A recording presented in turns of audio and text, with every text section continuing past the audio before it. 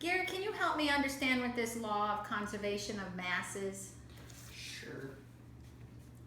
It says the law of conservation of mass states that matter cannot be created or destroyed.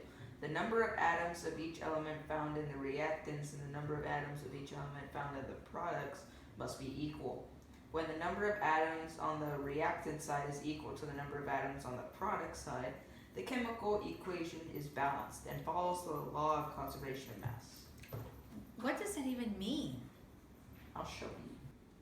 Okay, so here are some examples in a chemical formula, how a chemical reaction is taking. So, a balanced equation looks like this, where there is 2 hydrogen on the reactant side, which is the left side of the equation, and 2 hydrogen products on the right-hand side, and products are always on the right-hand side of the equation. And so, since these are the same, this helps with the balanced equation, and these are the same, which will also help with the balancing equation. Oh, I see. So one side equals the other side. Yes. So now we're going to go down to unbalanced equations, where there is 1 hydrogen over here, but there's 2 hydrogen over here.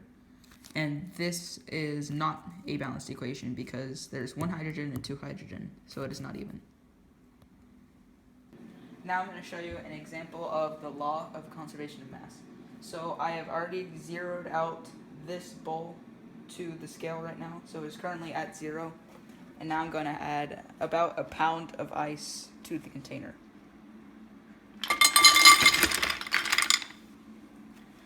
Okay, so that is just about a pound right there. And now we are going to see what happens after a little bit.